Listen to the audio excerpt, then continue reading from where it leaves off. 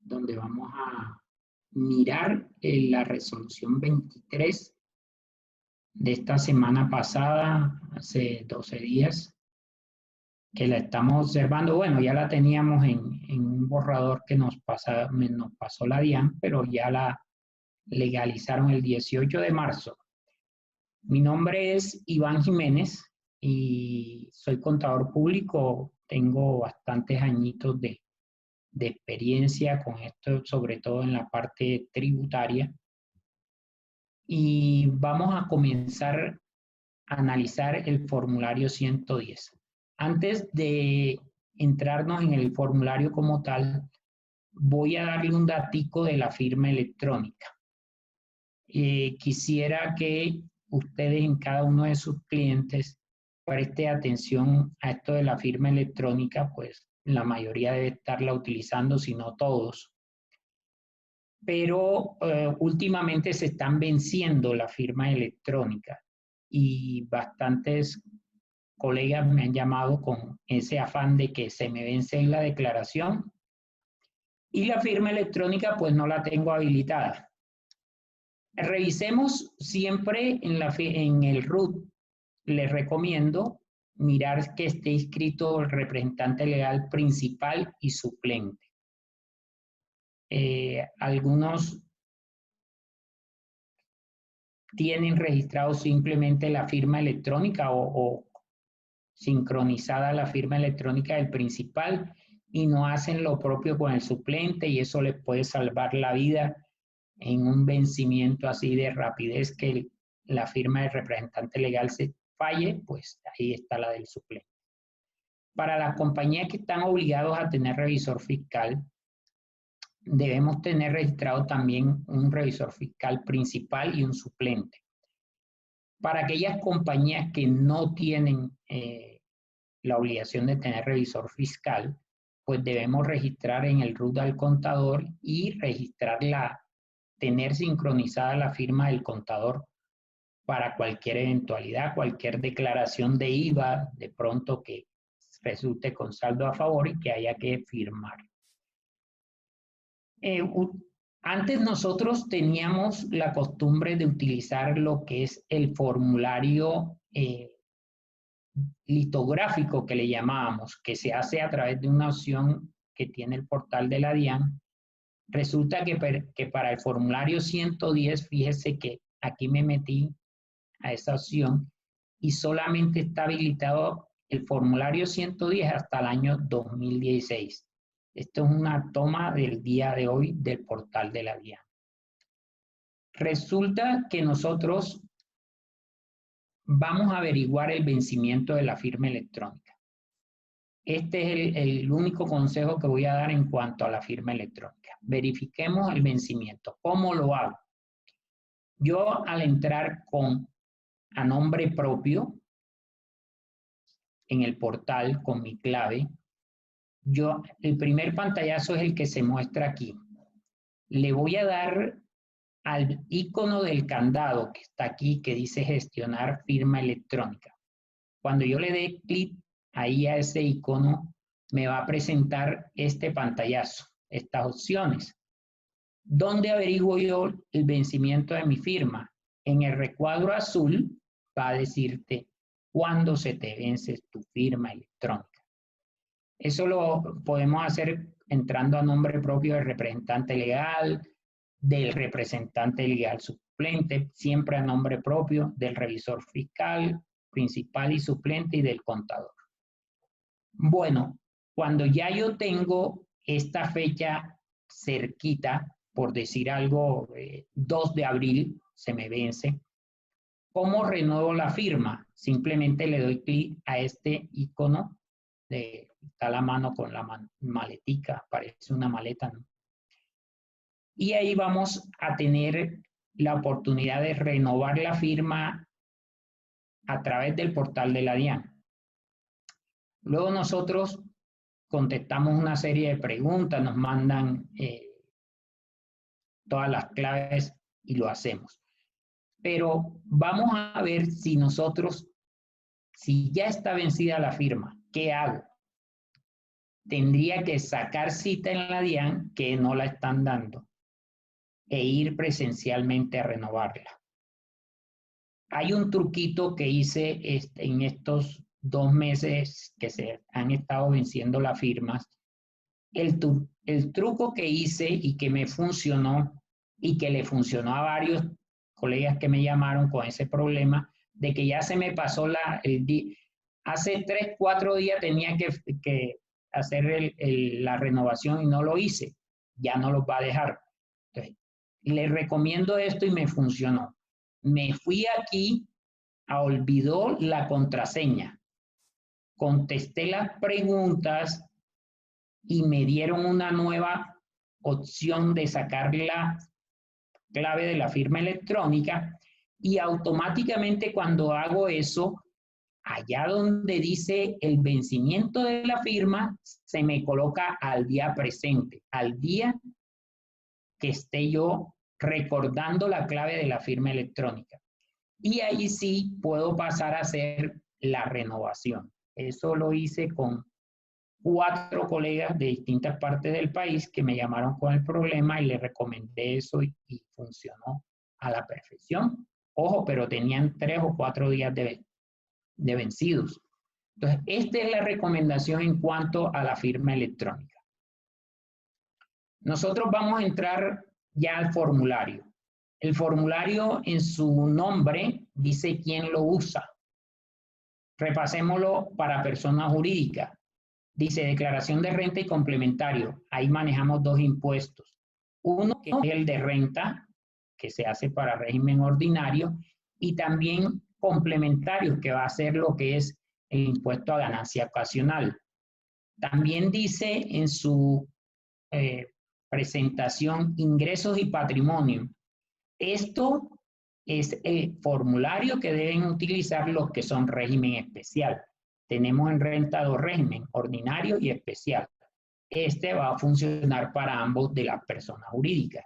Y por último dice asimiladas en cuanto a persona jurídica y asimiladas. Y uno se pregunta, bueno, ¿cuáles son las benditas asimiladas?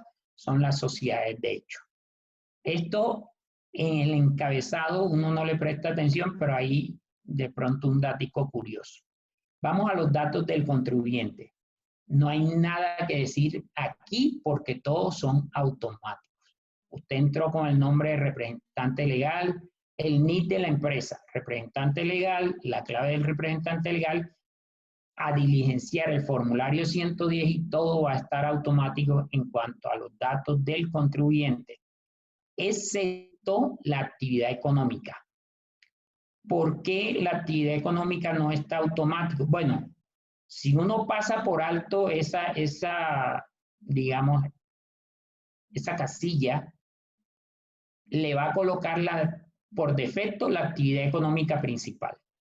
Pero veamos este caso. Si yo tengo estas 2 actividades económicas que están en pantalla, 5811 y 5920.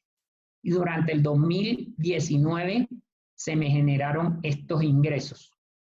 Fíjense que la secundaria, que es la 5920, esta actividad produjo casi que el doble de la principal. ¿Qué actividad económica debo colocar yo en el formulario? Pues la secundaria. Y algunos dirán, eso no tiene nada que ver. Sí tiene que ver, les comento. Cada actividad económica puede generar unos controles automáticos de parte de la DIAN. Si cada actividad económica para ellos debe rentar supuestamente un promedio X o Y, un 10%, un 5%, un 8%, depende de la actividad.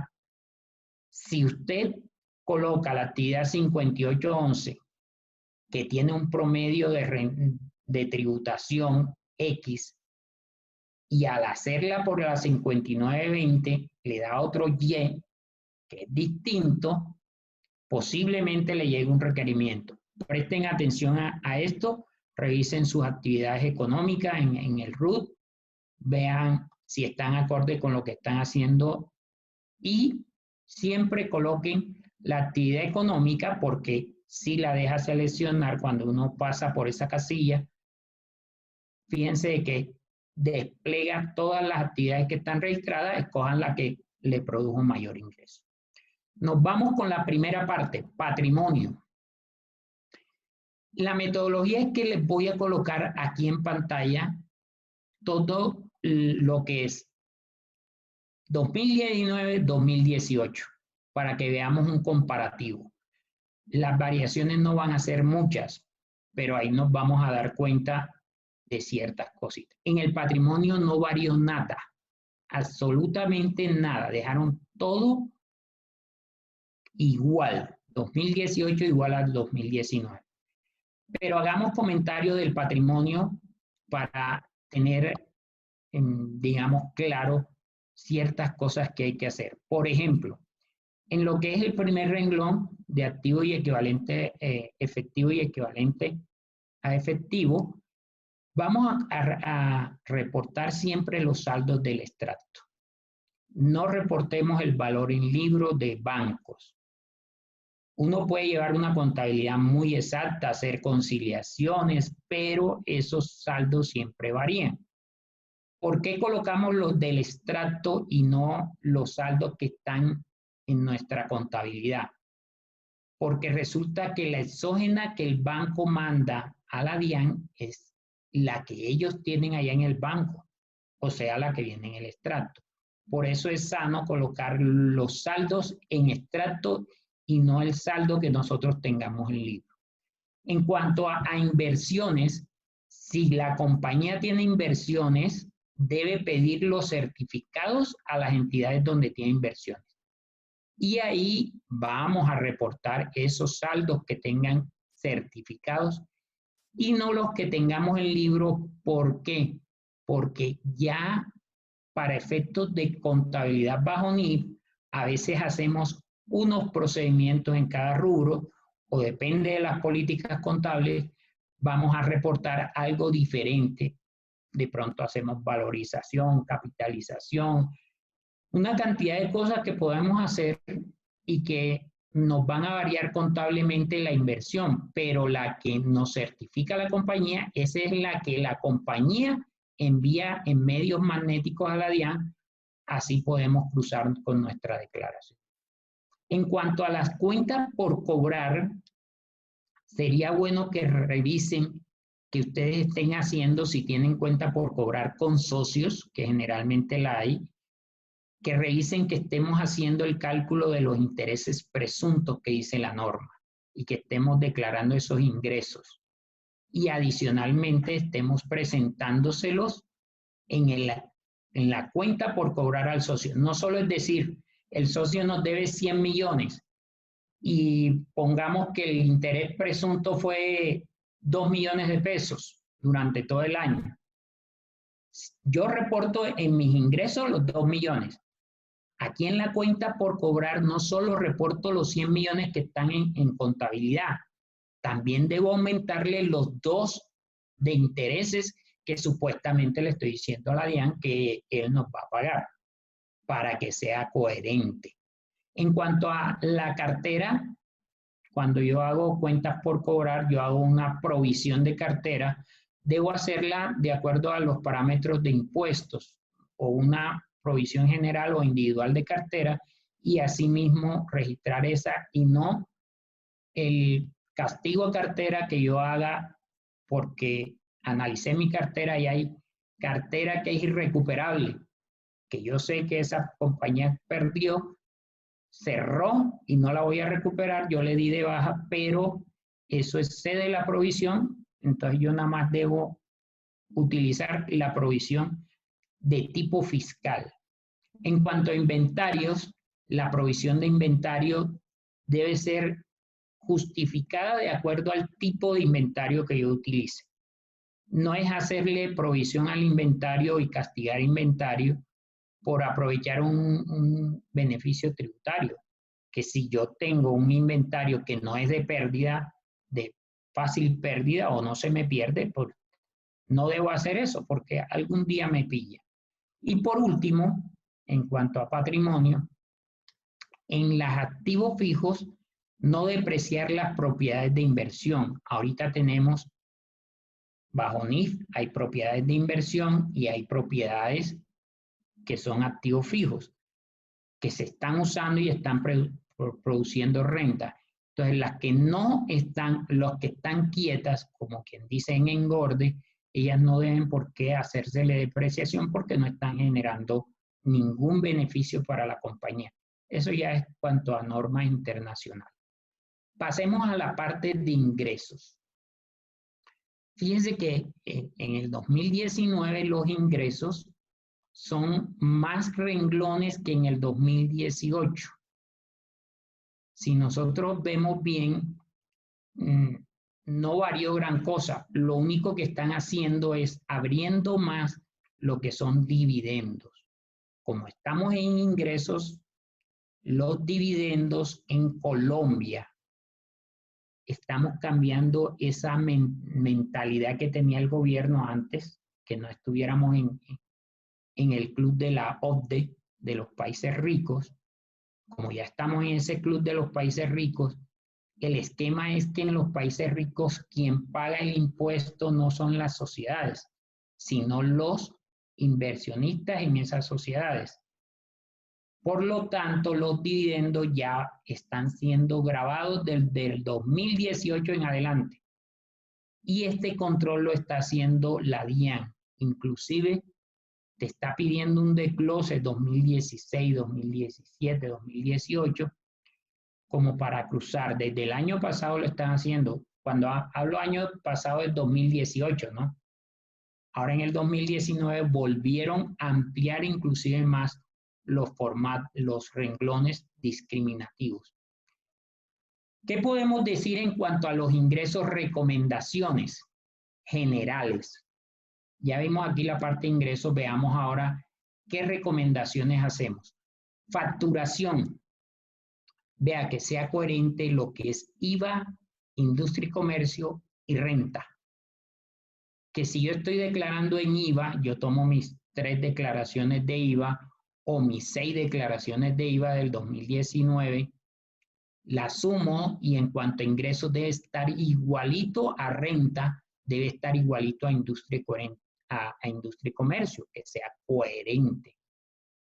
En cuanto a los ingresos financieros, debo pedir los certificados bancarios y tomar esa cifra de ahí y ver por qué no me coincide con contabilidad, pero debo apoyarme en certificados bancarios porque esa es la exógena que los bancos reportan a la DIAN y en cualquier cruce con mi declaración pues va a ser coincidente. En cuanto a los ingresos por dividendos, debemos pedir los certificados a las compañías.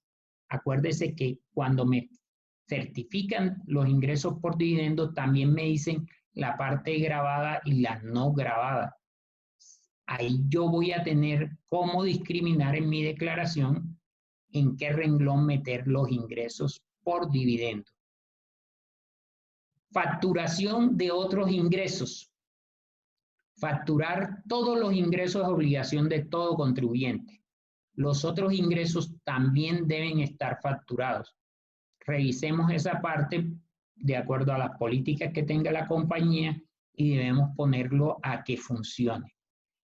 Cuando yo arriba en el primer punto hablaba de la coherencia de IVA con industria y comercio, hablé de los ingresos, pero resulta que también hay un renglón que se llama devoluciones.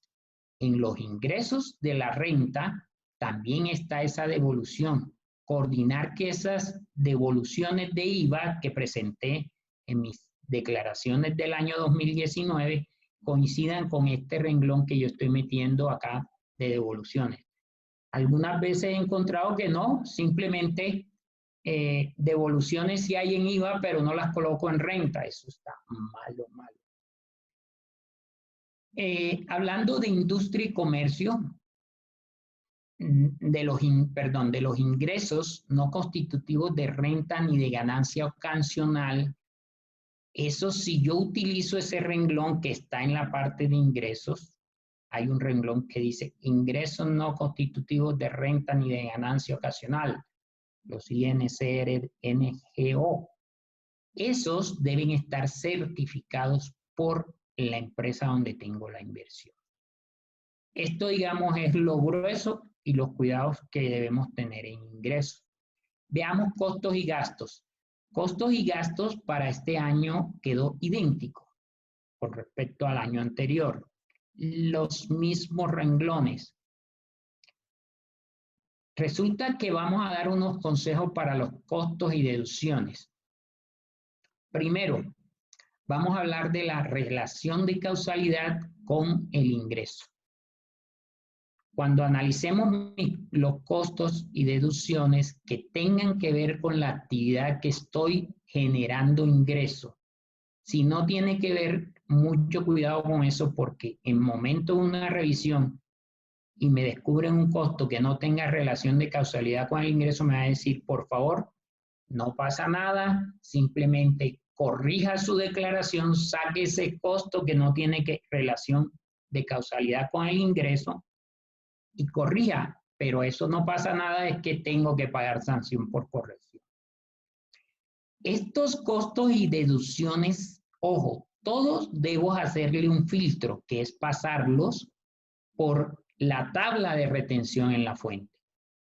Clasificarlos en esa tabla de retención y si que califican para hacerle retención, pues aplicársela y presentar mi retención en la fuente mensual. Otra cosa que debo hacer es que esos costos y deducciones tengan lo que es los pagos para fiscales. Entre comillas, estos pagos para fiscales cuando el monto sea superior a un salario mínimo, pero debo estar pendiente de eso. También debo revisar lo que es ya los documentos en sí, soportes de esos costos y deducciones. Todos los costos y deducciones deben estar soportados por una factura que llene los requisitos legales. Que quien me prestó el servicio no está obligado a facturar, correcto, una cuenta de cobro, pero a esa cuenta de cobro yo debo anexarle el documento equivalente. Cuando hablo de documento equivalente, va a ser un talonario litográfico con un consecutivo que yo mando a hacer en mi empresa, que tengo ahí documento equivalente 1, 2, 3, 4. Cada vez que se me presenta una cuenta de cobro de una persona que no está obligado a presentar una factura legal, sino una cuenta de cobro, yo elaboro ese documento equivalente, se lo grapo ahí y ahí ya estoy llenando requisitos de soporte documental. Este que viene, que se llama la bancarización, para el 2019 la bancarización debe estar en el 90%. Revisemos que todos, cuando yo declare todos estos costos y deducciones, todos ellos, la totalidad haya en un 90% salido de mi cuenta bancaria. Ojo con eso. Y uno dice, ¿y si yo no utilicé para pagar banco, sino que lo hacía en efectivo? Estamos avisados hace muchos años que la bancarización comenzó a partir del 2018. Se reactivó porque estaba avisada hace como unos 7 años, pero se había aplazado. Desde el 2018 comenzó la bancarización. De hecho, ya me han llamado colegas, Iván, ¿cómo vamos? Me llegó esta cartica de bancarización, ¿qué hago? ¿Cómo procedo? Por el año 2018. Ya hay requerimientos de bancarización por declaraciones del 2018 y no estamos hablando de algo que sea sencillo y que uno pueda olvidarse, no. Me inician un proceso de investigación por bancarización y si de verdad yo no justifico mis costos y deducciones, debo volver a hacer mi declaración, solo restar los costos y deducciones que cumplen con la bancarización, pues para el año 2018 está en el 80%, para el 2019 va a ser el 90%. Ojo con bancarización que no es juego. Bueno, ¿Y qué hago yo si mi cliente todo lo maneja en efectivo? Simplemente usted hágale su declaración de renta del 2019 y le dice, vea, usted está con esta contingencia fiscal. Si cae en un proceso de fiscalización de bancarización, le va a quedar la sanción en tanto y entréguenle eso escrito, porque ustedes no tienen la culpa de cómo maneja él su finanza.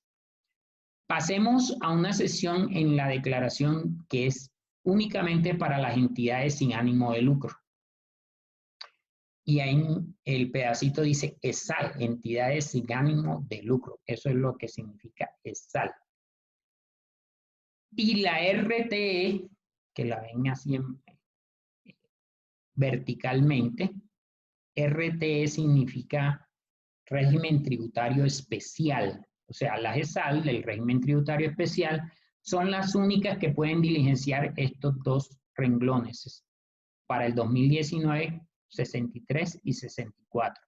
¿Y en qué consisten estos dos renglones? Simplemente es ir diciendo que acorde a lo que han hecho cada corte de año, que decían, bueno, nos tocó un excedente de 10 millones, 8 millones, 100 millones, lo vamos a reinvertir en tal cosa. Aquí es donde deben cada año reportar la inversión que están haciendo del excedente para calificar a ser sin ánimo de lucro, para no estar pagando impuestos.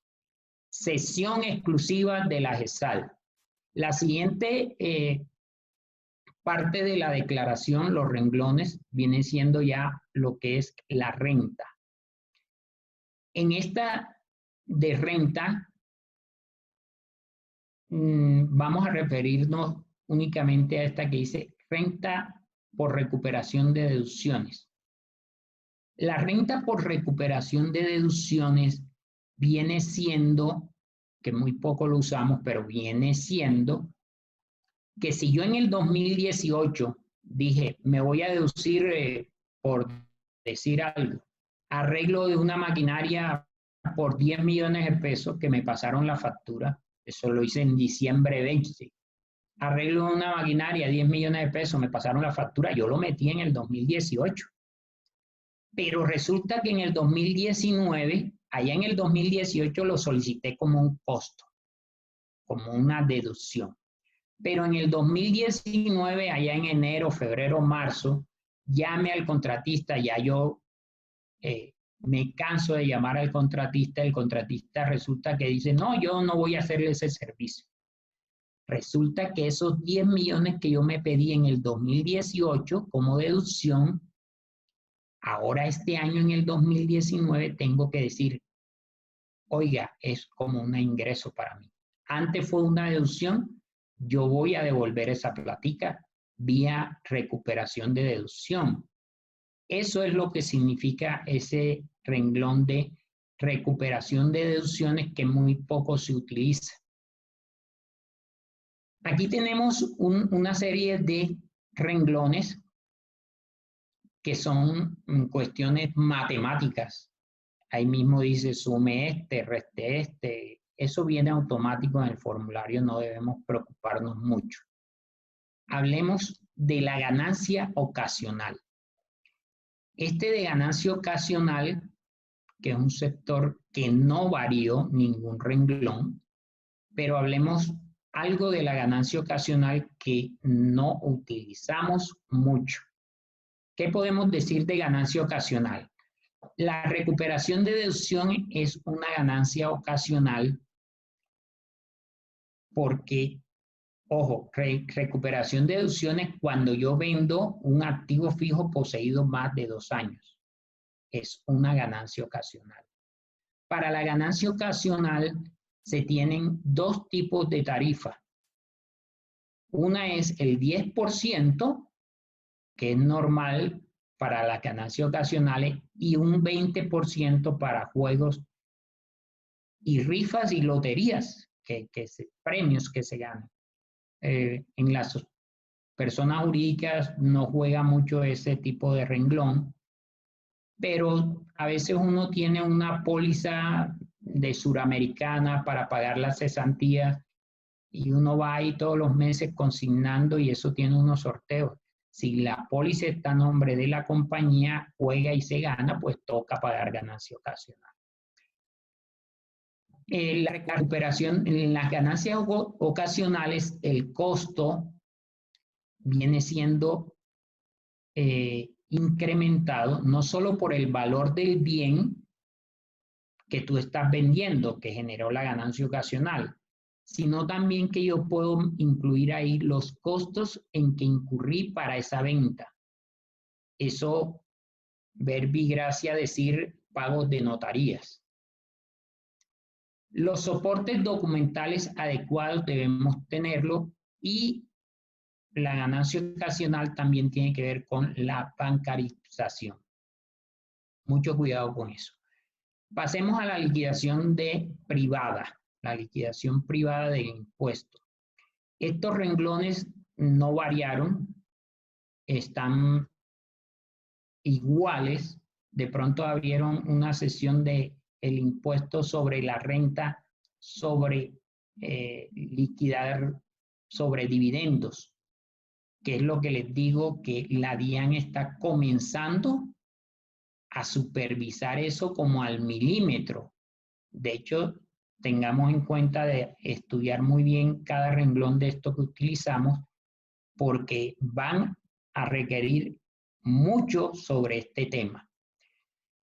Si hablamos de la renta, cuando estamos hablando de régimen ordinario, nosotros, ¿qué tarifa quedó para el 2019? Ya estamos entrando a la liquidación del impuesto, ya vamos en recta final. La tarifa general es de 33%. ¿Por qué le llamo tarifa general? Siempre tenemos en la cabeza que el impuesto de renta ha sido una tarifa fija.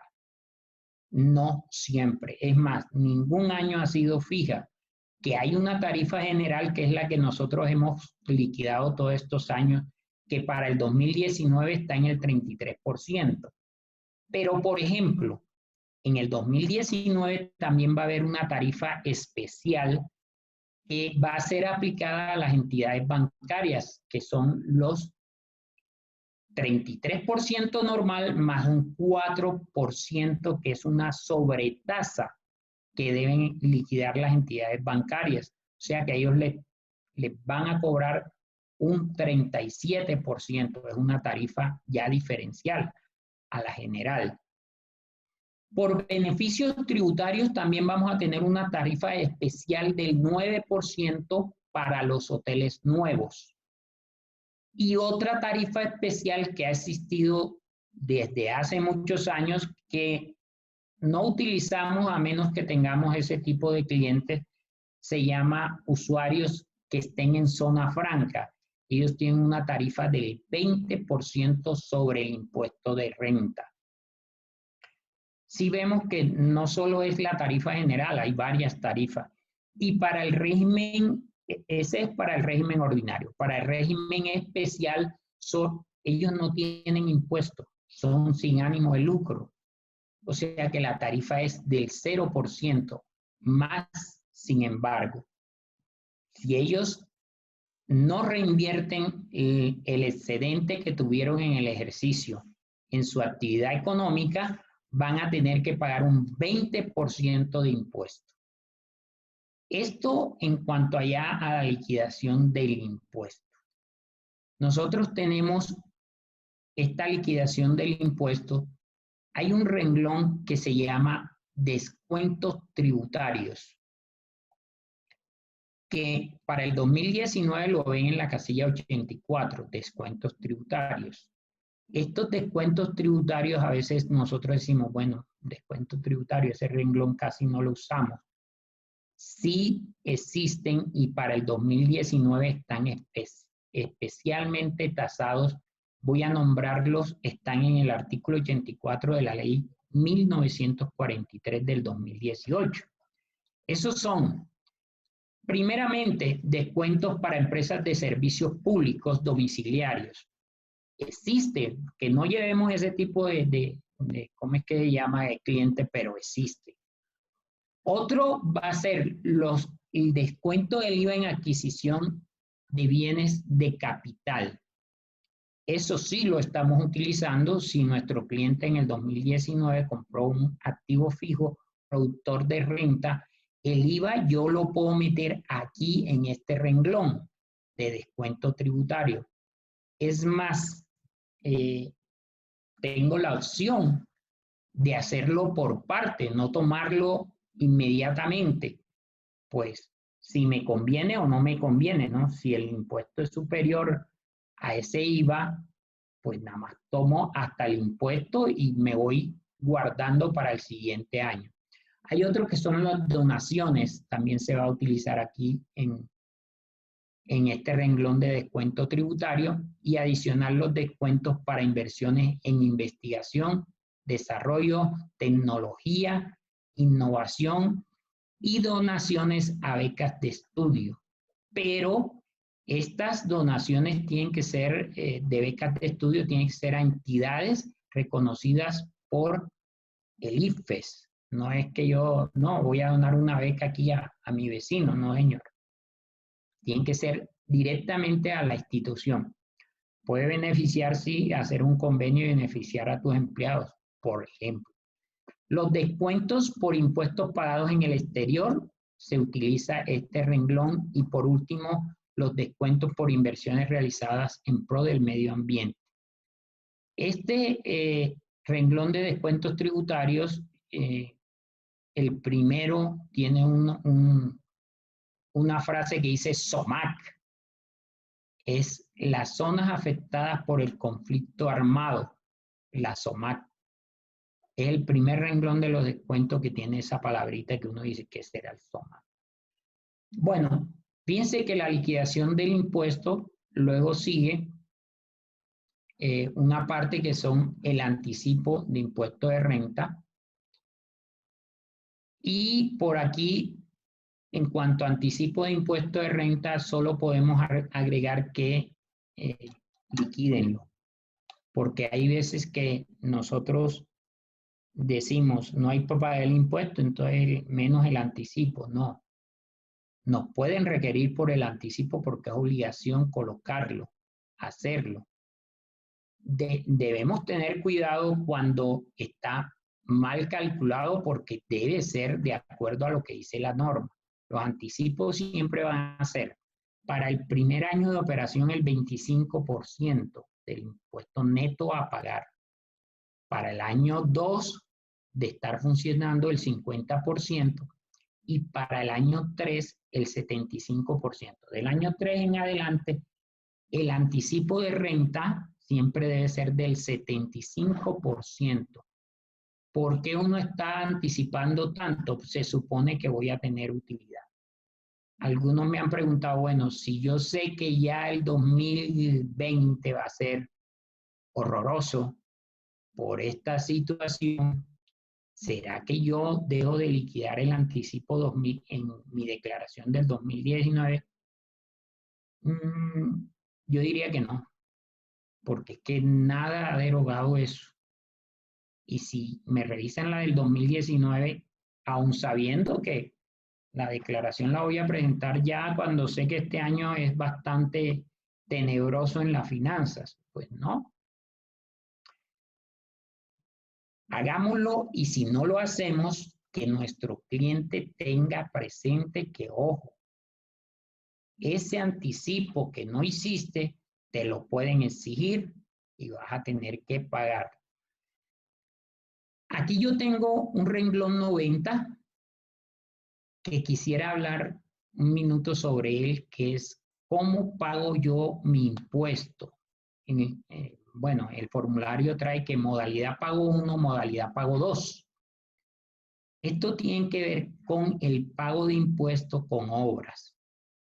Uno dice, ¿cómo así? ¿Qué obras? Resulta que yo estudio el Plan Nacional de Inversión del gobierno, Plan de Desarrollo, tomo una de las obras que estén ahí, yo las puedo ejecutar con el valor de mis impuestos y ellos van a permitirme hacer la obra. Debo llenar una serie de requisitos, pero yo por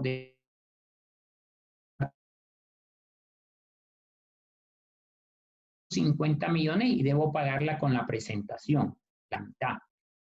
Los otros 150 millones yo puedo inscribirme, pedir permiso, decir yo quiero ejecutar esta obra que está en el Plan de Desarrollo Nacional y la voy a desarrollar así, así, nombro interventoría, una serie de cosas y yo puedo pagar mi impuesto con lo que es obras.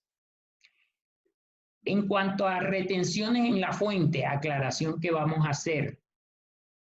Mire, retenciones va a tener siempre 3 renglones.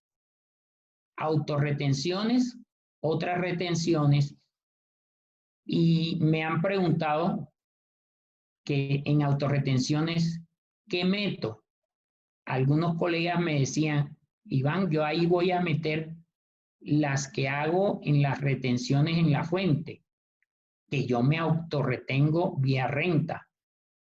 ¿Sí? Algunos me dijeron eso y yo estaba de acuerdo con eso. Otras me decían, no, ese renglón solo lo van a utilizar las personas que son nombradas como autorretenedores por resolución de la DIAN. Fíjese que las instrucciones de esta casilla nos están definiendo qué debo meter ahí en esas autorretenciones.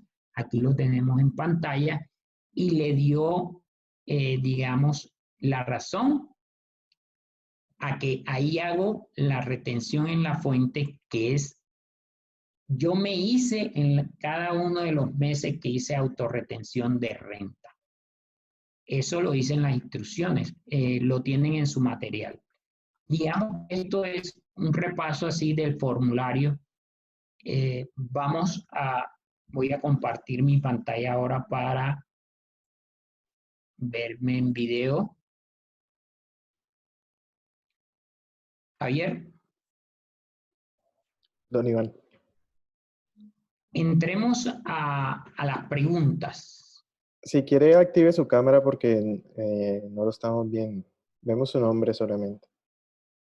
Listo. Y comentarle que llenamos la sala con las 100 personas que nos permite la plataforma. Entonces, muy bien.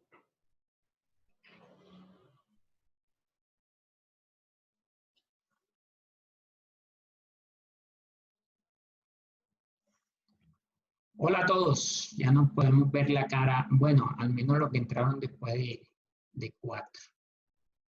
Don Iván, bueno, a todos los participantes comentarles que en el chat les puse una carpeta, un enlace con una carpeta para que descarguen el material y que tenemos unos 5 o 10 minuticos para responder preguntas, doctor.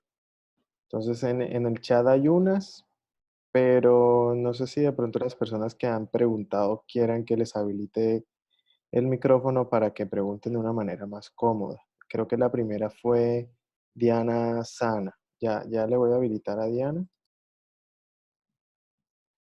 Allí ya Diana tiene el micrófono habilitado. Buenas tardes. Hola, Diana. Mira, una de mis preguntas era respecto a la bancarización. Decía que era el 90%, pero digamos que hay clientes que piden que por favor se les consigne por aparte, digamos, mi proveedor me pide que le consignemos a un tercero adicional y lo que hacemos es sacar un cheque y dividir a ese proveedor en varios pagos. Eso entraría como un cheque que salió para el pago de un proveedor, pero se le consignó a varios proveedores. Hay personas que no son tu proveedor. Yo lo saco ese nombre, además que lo sacamos a nombre de la empresa, porque nosotros tenemos que ir a retirar el dinero para ir a consignarlo. Diana, se salvaron. ¿Por qué? Porque la idea de la bancarización es que los pagos se hagan a través de un sistema bancario. Si yo tengo una factura que X o Y proveedor me pasó y simplemente yo hago un cheque, pero ese cheque sale a nombre de la misma empresa, no de la empresa que me provee, sino de la misma empresa que está girando, es un hecho que está sacando la plata a través de un sistema bancario y asignado a ese pago. y siempre y cuando sea el mismo monto, tú se la puedes embolatar a la DIAN. No es que la vas a ganar de chévere. ¿Por qué? Porque la idea de la bancarización es que el tercero reciba también a través de cuenta bancaria. Pero si tú Ah, en ok, tu... o sea, no importa que yo le pague en efectivo, sino, o sea, yo le puedo pagar en efectivo, pero si le consigno a su banco, puedo demostrar que pues salió de mi banco, pero yo fui y le consigné directamente al banco de él, ¿sí? Perfecto, no hay problema. Eso está pasando a través de un sistema bancario. Ahí la Oh, bancarización está cubierta. ok, y la otra pregunta era respecto a la venta de los bienes, también hablabas de la bancarización. En este caso se vendió un bien, pero el bien todavía se debía a una entidad financiera. Nunca me entró la plata a mí, le pagaron directamente a la entidad.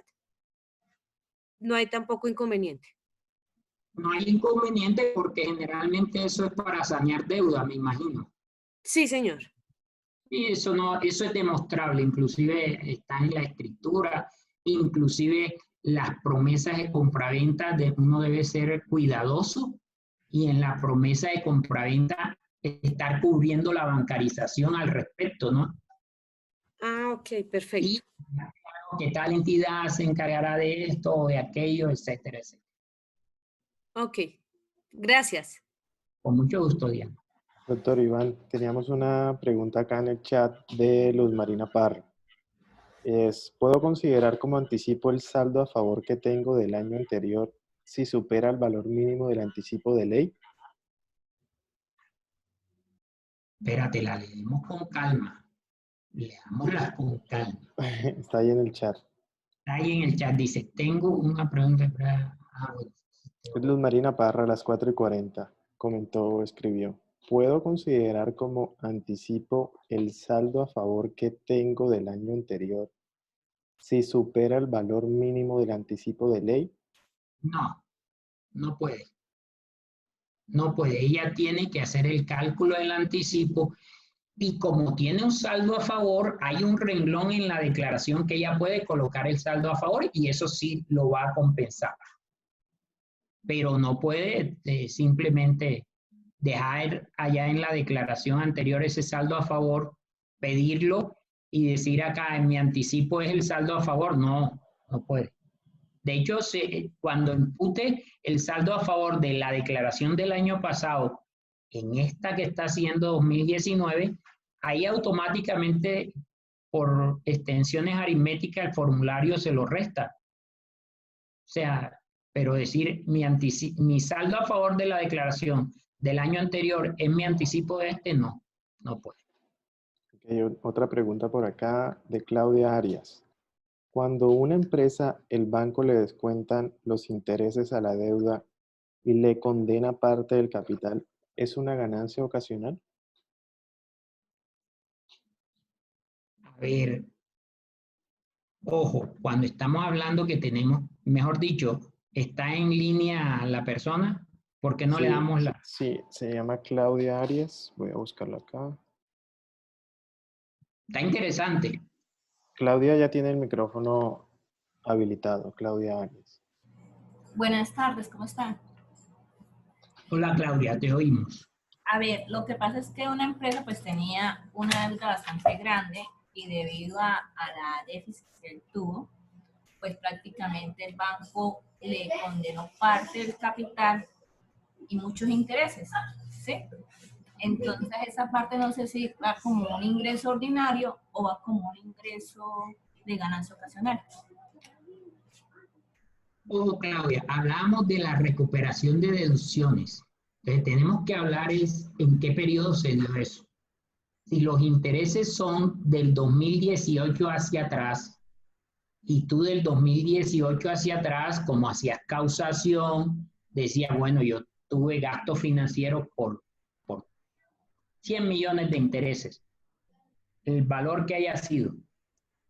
Tú en el 2018 te lo tomaste como deducción. Si en el 2019 el banco te dice, no, no me pagues, deme nada más, mejor dicho, no me pague intereses, deme parte del capital y chao, pescado, no te quiero ver más. Resulta que como tú te solicitaste en el 2018 todos esos intereses como deducción, para ti en el 2019 son una recuperación de deducción, por lo tanto debes utilizar ese renglón que hablamos de recuperación de deducciones como un ingreso. Listo, sí señor. Gracias. Listo. Siguiente. Acá hay una pregunta de SICAF 1. Si gusta, también le puedo habilitar el micrófono a SICAF 1 si está por acá. Nos confirme. Allí está habilitado. Buenas tardes. ¿Sí me escuchan? Sí, señor, sí lo Fuerte y claro. escuchamos. Gracias. Vea, yo tengo una empresa, es un restaurante, y contrato con una distribuidora de Coca-Cola, pero Coca-Cola no me permite pagar a mí por medio de consignación, solo me permite pagar en efectivo al momento que me llevan el pedido. Entonces son 900, 1.000.000 de pesos cada 3 días, 4 días. Quedé muy preocupado con esto de la bancarización, entonces ahí ¿qué debo hacer yo? Si ellos no me permiten consignar, solo cuando me llevan el pedido, yo en ese momento les debo entregar también el dinero a la persona que está haciendo el surtido. Listo. Y en este caso, tu nombre es, no es SICAF. John, nombre. Bueno, John. Mira, John, en este caso tenemos una gabelita. Acuérdate que te estoy diciendo que de todos mis costos y deducciones, que yo en el 2016 ponga ahí costos y deducciones, el 90% lo debí pasar por un sistema financiero, el 90%. Entonces, aspiremos que, y yo estoy seguro que es así, pero yo manejo hoteles, que ese pago de la Coca-Cola, que entre comillas va a ser el único que no has bancarizado, pues va a quedar dentro del 10% y para el año 2018 dentro del 20%, porque en el 2018 era más bajita la bancarización. Lo que sí debemos ir viendo es el mecanismo por el cual hagamos eso. Y te digo un truquito que ya pusimos a marchar, pues le dimos mente en varios colegas en un grupo de estudio que tenemos de Acontar.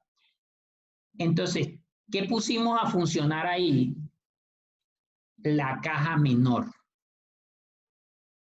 Como era un caso muy parecido, no era exactamente el de la Coca-Cola, era otro proveedor que sí es muy necesario para la actividad, pero resulta que no acepta que se le pague sino en efectivo.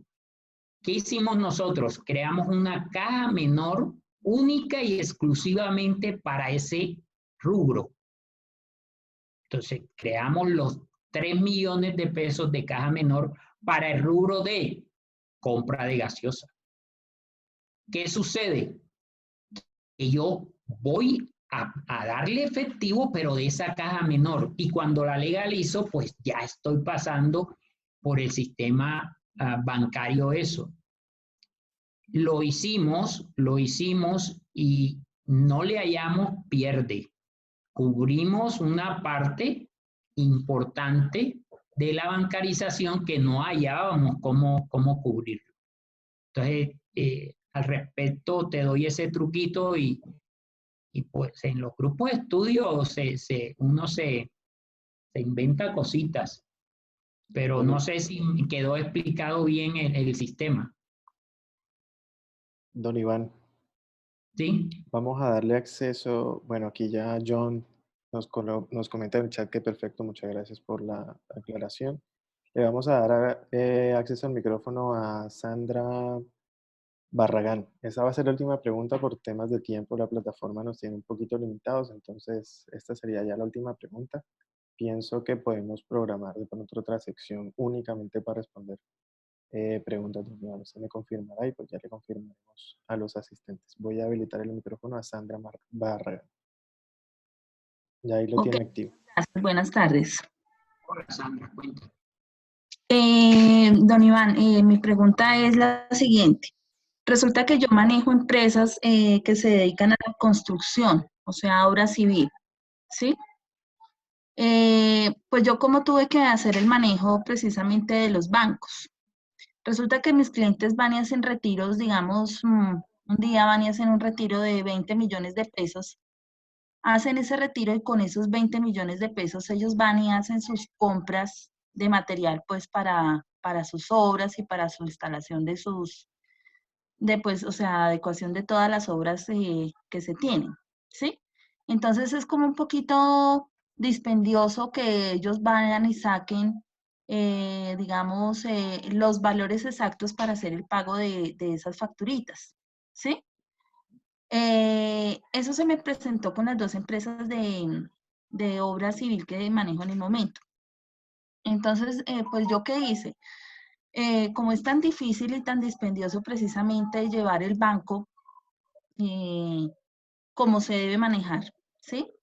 Lo que yo hice fue hacer los traslados del dinero que se sacó en bancos a caja y de la caja sacar absolutamente todos los gastos que se hicieron. Yo quiero saber si ese movimiento que yo hice, si esas transacciones que yo hice están bien y eso puede pasar como para el tema de bancarización o si no se debe manejar así. A ver, te comento, nosotros manejamos, bueno, con un colega manejamos una constructora y ¿qué hacemos nosotros? Nosotros, uno, que obligamos a tener un jefe de cuadrilla. En las obras asignamos un jefe de cuadrilla y a ese señor le estamos haciendo la transferencia bancaria. Pero, o sea, eso fue un proceso de 3 años de acostumbrarlo. Eso no fue fácil. Pero en tu caso, yo te sugeriría que tomes y hagas muy buen amarre de la parte de ese retiro, porque en realidad tú estás cumpliendo con la bancarización. Lo que pasa es que no lo tienes identificado.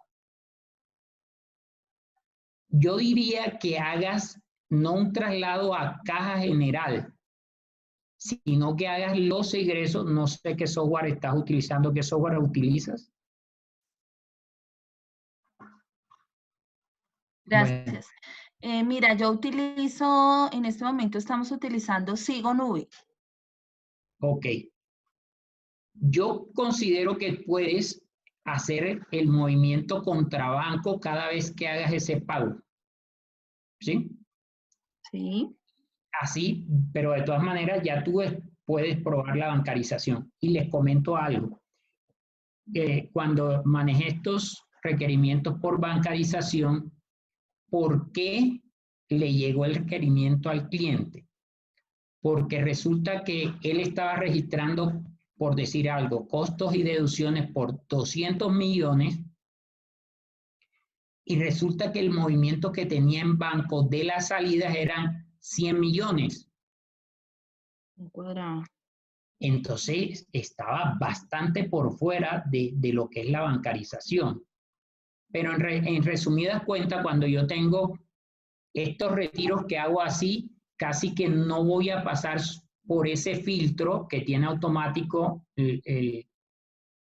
digamos, este programa automático de bancarización, de supervisión de bancarización. No voy a pasar porque acuérdate que tú dices, es que yo en banco debo tener salidas más o menos correspondientes a mis costos y gastos, porque la DIAN no se va a poner a hacer, digamos, simplemente me pillen es porque yo no utilicé el banco, pero sí dije tengo costos y deducciones, y pues, en un tamaño grande.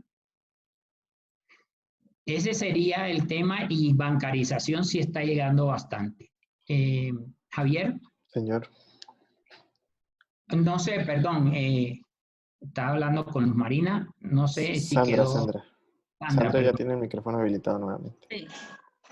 ¿Quedó aclarado tu duda? Sí, señor. Bueno, lo que pasa es que digamos que el programa no me permite, o sea, me queda de pronto como ya la duda del manejo como tal de, como cuando voy a hacer la conciliación, porque obviamente que no me van a salir los valores iguales a como los tengo acá en el banco, ¿sí? No me va a cuadrar si yo lo manejo contra banco. O sea, si yo hago la compra y le digo que la pagué del banco, pues no me va a cuadrar contra el extracto bancario. A eso me refiero. Sí, sí, yo te comprendo. En la conciliación Sí, bancaria te va a quedar cuellón. sí, señor. Entonces, pues por eso yo tomé esa decisión de hacerlo así como, o sea, manejar todo el dinero que sale del banco hacia la caja, a una caja general, y de la caja general ir sacando los gastos. Pero pues sí que obviamente hay que tener mucho control en cuanto al dinero porque a final de año pues no me cuadró. Entonces ahí tuve que pasar ese valor que me quedó, digamos, como sobrante en caja, tuve que hacer otro movimiento ahí porque no me cuadró muy bien, digamos, el tema de los gastos. Entonces sí, creo que hay que controlarlo muy bien, creo que sí se podría controlar así como don Iván me dice, pero habría que pues tener un control muy exacto de para qué se sacó ese dinero. Me pareció bastante coherente lo que te dice Cristina en el caso. No le escucho muy bien, don Iván. Que me pareció coherente lo que te decía Cristina en el chat cuando estaba hablando. Ah, ya sí, estoy leyendo aquí. Y de todas maneras, tómale el dato a Cristina y hagan un grupito de estudio. Sí, muy bueno, sería muy bueno, sí, claro que sí. Esa es Javier, una muy buena idea. Don Iván, doctor. Tienes la palabra. Sí, me pidió el favor Edin Orozco de habilitarle el micrófono para una duda. Entonces, adelante, señor Edin, ya estaba con el micrófono activo. Buenas tardes, doctor Iván. Mire, es lo siguiente, es en el cálculo del anticipo, por decir algo que haciendo ese cálculo me da 0, pero yo, digamos, pongo un valor 200,000 pesos o más. ¿Lo puedo hacer? ¿Tengo algún problema con la administración? Erin, te comento algo. No solo lo puedes hacer, yo personalmente lo hago. Fíjate en qué ocasiones lo hago. Lo hago cuando en mi declaración, sobre todo la de persona natural, jurídica no ha llegado al tope, pero en persona natural, si me da un saldo a favor, yo no la dejo con saldo a favor. Simplemente me dio saldo a favor 2 millones de pesos.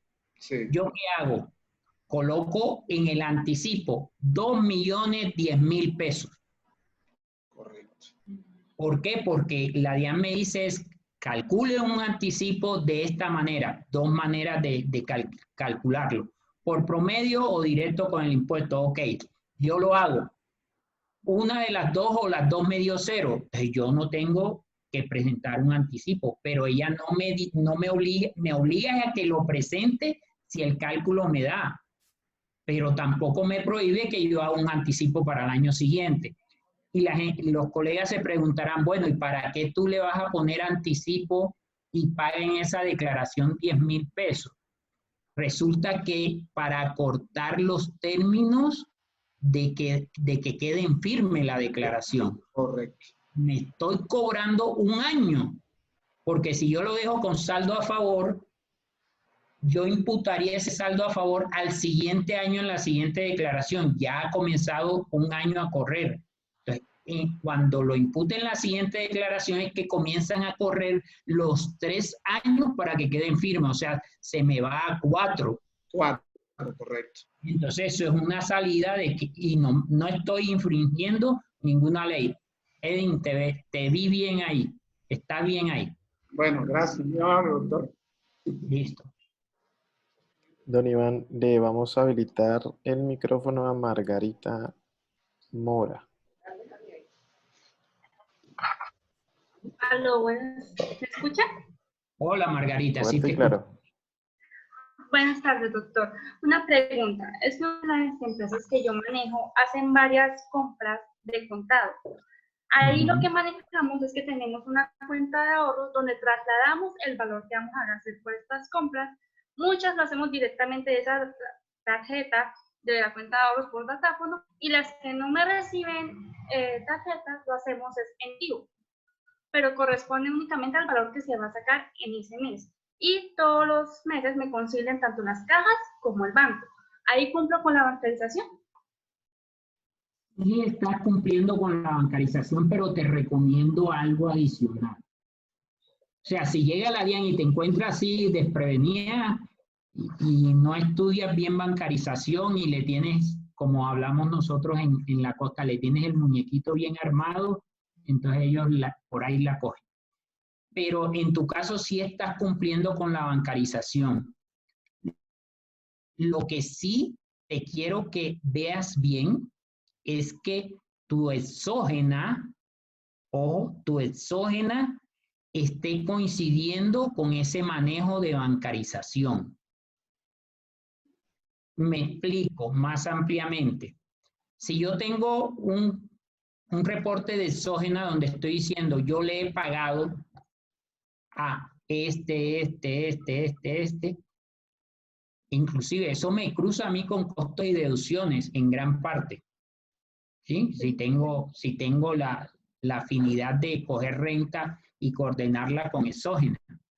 En tu caso, te estaría coordinando exactamente con esos movimientos que estás haciendo. ¿Qué le preocupa a la DIAN? ¿Por qué la bancarización? La bancarización es para pillar a aquel que no está reportando sus ingresos. Pero si tú estás haciendo bancarización, que es los costos los sacas en el monto adecuado y el tuyo sería hasta exacto. Sí, señor. Y adicionalmente estás diciendo el tercero es esto, pues ahí estás cumpliendo todos los controles de la DIAN, no estás perjudicando los controles de la DIAN y ellos comprenden eso.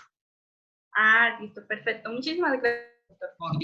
Coordina medios magnéticos y de hecho te recomiendo no hagas montos mínimos porque eso de reportar al 222 es una bolsa y yo lo dejaría bien específico para que cuando vengan a revisarme por bancarización yo le tenga el muñeco y las explicaciones, ¿vale?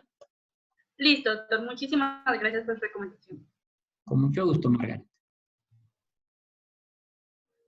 Don Iván, vamos a Bien. habilitarle la línea a Carolina Valencia. Listo, Carolina, ya está habilitada el micrófono. Doctor, buenas tardes. Buenas tardes, Carolina. Doctor Iván, una consulta. Pues algo tengo entendido de la bancarización y quiero confirmar. Entonces yo, en el pago, digamos, de la nómina que yo les realizo a los trabajadores, yo estoy retirando por medio de cheque el efectivo y le hago esos pagos en efectivo a los trabajadores. ¿Ahí estoy cumpliendo con la bancarización? A medias, Margarita. Carolina, perdón. A medias. Yo a mis clientes les digo algo. Mire, una de las cosas que yo debo bancarizar es la nómina. Por muchos beneficios que trae. Uno que cuando es bancarizada, yo puedo hacer el traslado a las cuentas de mis empleados y ellos van a tener la platica ahí. Dos, no corro el riesgo de estar llevándome 7 millones de pesos a la oficina a pagarle la quincena de 3, 4 personas y que se pierdan esos 7 millones. Igual que el empleado salga con su milloncito en el bolsillo y se lo jalen. Entonces hay muchos beneficios y yo digo que bancarizar la nómina es de las cuestiones más fáciles que hay, porque simplemente el empleador dice, ¿abres la cuenta o la abres? Así de sencillo. Entonces yo creo que es cuestión de ponerle mano firme a eso, para no ir a estar después gagueando con bancarización con un rubro tan bobo como es el de nómina, Carolina.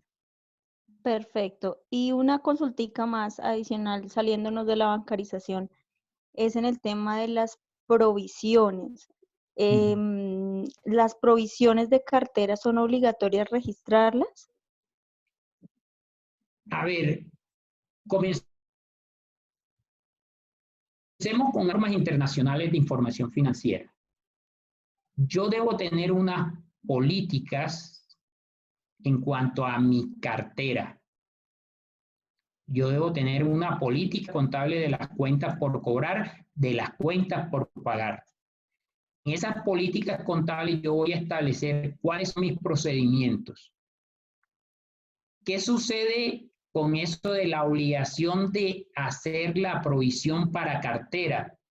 No es obligatorio. Lo único obligatorio es que tú no te pases de los montos, por ejemplo, para cartera que castigues, solo puedes castigar hasta una provisión que hagas de tipo general o individual. Tú haces esos dos cálculos y cuando vayas a solicitar ese descuento de castigo de cartera, no te pases de eso, porque no, la DIAN te va a requerir en cuanto a una revisión.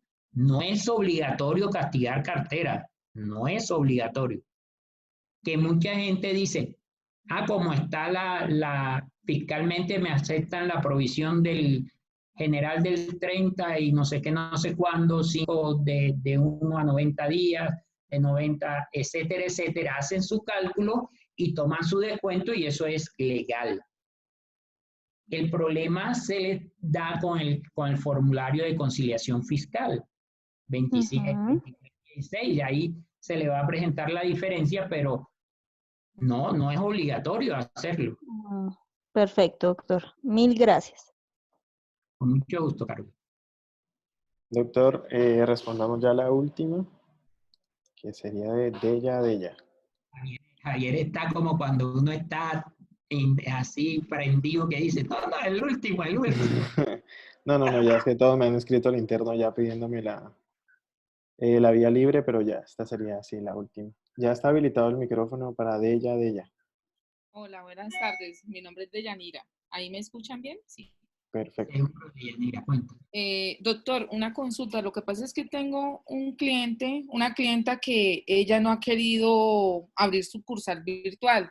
Y entonces ella en la bancarización hace exactamente lo mismo de lo que estaban hablando ahora. Simplemente me hace el traslado de el dinero de la seguridad social a mi cuenta y desde ahí yo hago los pagos al operador que tenemos registrado. ¿Eso ahí ella está cumpliendo con la bancarización? Sí, generalmente sí, porque lo que te decía, la DIAN lo que hace es qué movimiento tiene en banco, cubre o no con los costos, digamos, ese es un parámetro que ellos miden. En tu caso estaría cubriendo. Eso no exime, ojo, no la exime de que al momento de revisarla la sancionen. Ya. Porque tú no debes manejar la bancarización de tu cliente. Quien debe hacerlo es ella directamente. Listo, doctor. Y estoy también con el otro compañero que estaba preguntando lo del truco de la declaración de renta del saldo a favor, que no me quedó claro del anticipo. Cuando queda el saldo a favor y hay anticipo, ¿nos puede explicar nuevamente antes de cerrar, porfa? Listo. Es esto. Si yo hago una declaración de renta y al final me dice saldo a favor, eso significa que esa declaración va a comenzar a quedar en firme cuando yo solicite ese saldo a favor, lo solicite en compensación o devolución, o cuando al año siguiente lo impute, o sea, lo arrastre para la declaración siguiente. Sí. Entonces, se me pasa un año para que comiencen a correr los 3 años de quedar en firme. O sea que duró 4 años con esa declaración que tiene saldo a favor, pues ahí 4 años para que me revisen. Resulta que si yo hago cuando la hago y la voy a presentar, yo digo, no, yo tengo un saldo a favor de 2 millones de pesos. Entonces, yo me voy al renglón de anticipo. Si hubo anticipo y calculé anticipo, pues puede que lo haya habido. Y me dio el anticipo 1 millón. Entonces ya yo digo, no, el anticipo de este año van a ser 3.010.000 pesos. Cuando vuelvo a tirar la declaración que me sale, saldo a pagar 10.000 pesos. Ah, perfecto. Lo involucro en el anticipo para Lo- descontármelo todo. Ya. Exacto. Y lo importante, ojo, lo importante es no hacer lo que hizo el contador de Uribe. El contador de Uribe simplemente hizo para que quedara en cero. No, yo pago 1.000 pesos, 2.000 pesos. ¿Por qué? Porque la norma es ambigua y dice que no habla de una declaración en cero cuando comienza en firme. Y la DIAN puede decir, no, usted no pagó eso un añito más hasta que la siguiente, o etcétera, etcétera. Ya. No, es pagar 1.000 pesos, 10.000 pesos. Muchas gracias, doctor. Con mucho de ella, mira, estamos hablando. Bueno, don Iván, llegamos al final de esta charla. ¿Algunas palabras finales? Listo. Agradecido a todos los que estuvieron en línea. Por ahí Javier, por el interno, me comunicaba que hubieron 200 personas más por fuera. Pues esto lo vamos a seguir haciendo y de hecho ya tenemos programación todo el mes de abril con los suscriptores de nuestra aplicación de vencimientos. Es un adicional que tenemos, un valor agregado que tenemos para nuestros usuarios de la aplicación de A Contar de Vencimientos, y ya programamos todo el mes de abril qué temas vamos a hacer.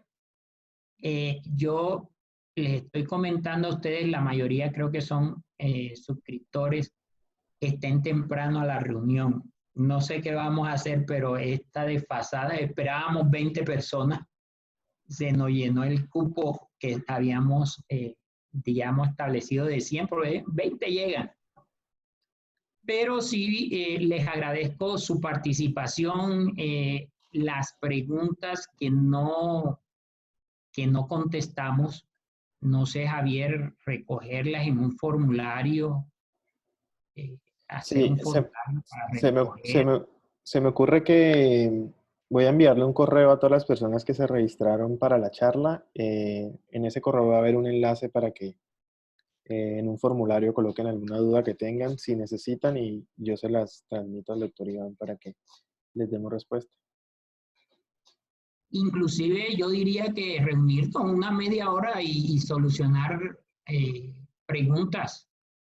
Y los citamos a ellos por este medio. De verdad, no sé, coloquen en el chat si se sintieron cómodos, por favor, con esta metodología, y vamos a usarla, vamos a usarla. Muchas gracias a todos, muchas gracias, Javier, por tu coordinación, y estamos hablando en las próximas sesiones. Claro que sí, no, gracias a usted, don Iván, y gracias a todas las personas que se conectaron y participaron. Estos espacios se hacen particularmente por Zoom, precisamente para que todos puedan participar, escucharles la voz, que pregunten y no sea solamente un chat como de pronto otras transmisiones que también podremos hacer, pero pues estos espacios por Zoom son precisamente para esto, para vernos como un salón de clases virtual y que recibamos un conocimiento y también solucionemos unas dudas. Les recuerdo que en Telegram hay una comunidad que se llama Comunidad a Contar, donde también se pueden conectar junto a aproximadamente otros 500 contadores que están en todo el país y también se resuelven dudas en conjunto por allí. Muchísimas gracias a todos, buena tarde y recuerden quedarse en su casa. Hasta luego, bye.